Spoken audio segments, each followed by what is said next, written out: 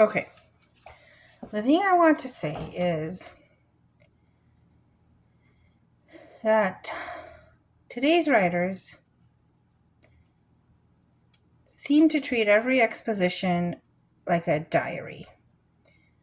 I read 3 articles in The Atlantic this week, and they all began with a description of the journey of the writer or the journey for the reader that the writer wants them to take, like a safari. So, on a sunny day in New England, I was writing down, or you could be writing down the street, the road, and you would see blah, blah, blah. And at the end of, like that. The one article was interesting and was about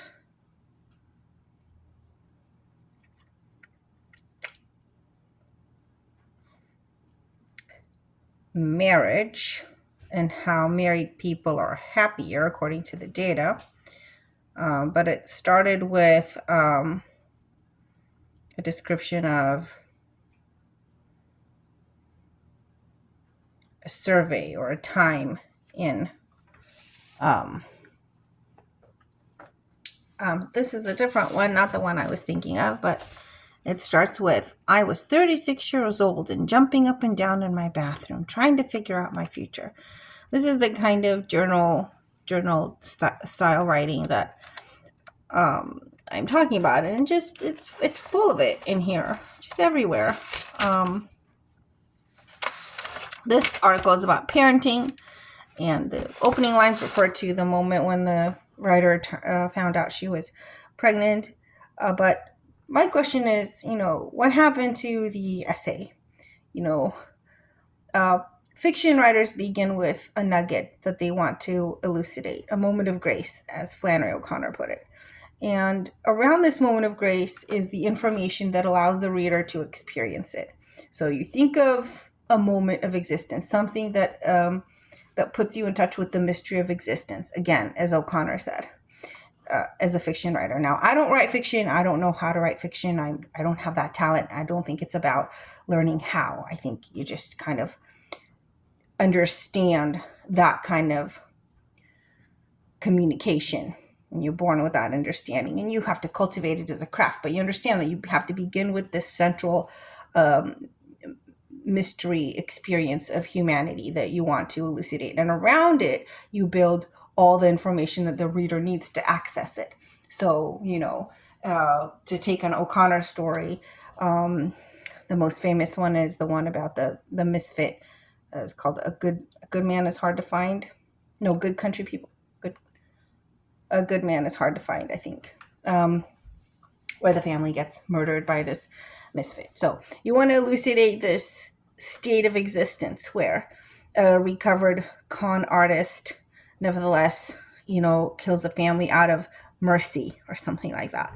So this is a special situation in life and in existence, and you want to illustrate it in the story. Well, where do you begin? Well, a fiction writer knows where to begin, but everything in the story leads to that moment. Same thing with an essay. Essays work the same way. You want to describe a central moment in the experience of being a parent. And as an essayist, you want to describe this one. You have to, first of all, you have to know what you want to describe. That's the nugget of the essay. Just as in fiction, you have a central point, and it could be the thesis, but it could also not be the thesis of your story or your article, is we might put it. It certainly, though, requires the same kind of attention and the same kind of drive. It's really a drive in fiction and in essay writing. It's a gravitational pull toward the central moment. And the journal style article that is present everywhere doesn't have that gravitational pull. It reads like junior fiction, these articles. You're going to be taken along on a journey and you may learn something, but you're not going to be hit with a wallop of information, with a wallop of understanding, I should say, about human experience. You're just kind of going to totter along and watch someone do this and that and think this and that.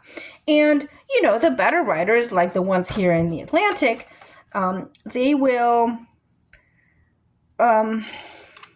weave a theme through and refer back to the central theme, particularly usually in the last sentence. They'll refer back to something in the article before. In this article, what's a good reason to have kids? I never wanted, I kind of didn't want kids, but then I did. All these conflicting feelings. In the end sentences, having someone who loves you, I've decided is a good reason to have kids. Talking about love, kids, and everything. It does tie things together, but it's not a wallop of understanding. It's not a central,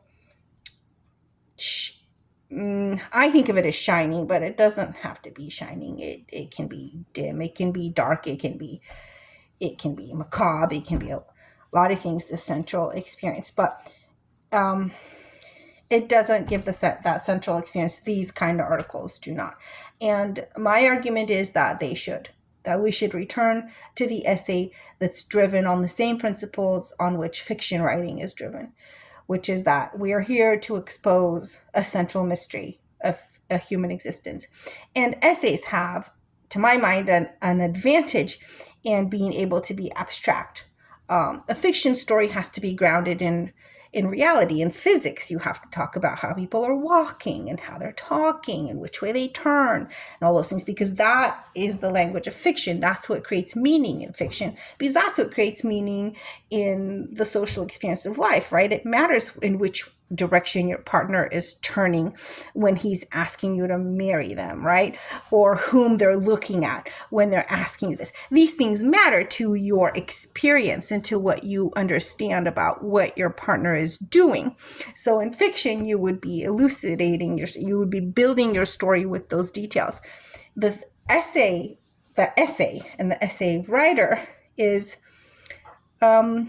I would say, freer. If you don't have the talent for writing fiction, you have no business going near fiction. But if you are interested in thought, you can try your hand at essays. And there you can be abstract and you can build abstract ideas out of other abstract ideas. You don't need the physical rigor of descriptive exposition or narration, rather. So you have, in my mind, a lot more freedom, because you can also be narrative if you wish to be. But these stories blend a lot of narration with very little of anything else. There's narration and there's abstract ideology, and it just kind of starts. It builds this little molehill, and then this fizzles away. It doesn't. It doesn't create a wrapped experience that's complete, and it's missing that. And you can tell that it's missing that from the first sentence. If the first sentence begins with this kind of diary-like style, I was 36 and in the bathroom jumping up and down, it's not going anywhere. It's not going to lead to a central experience, because when you begin with the central experience, every word is attached to that center, like with a tether, even the beginning word. A good example of this is in fiction, but a good example of this is in J.K. Rowling in the first book of Harry Potter. The first sentence is, Mr. and Mrs. So-and-so were perfectly normal. Thank you very much.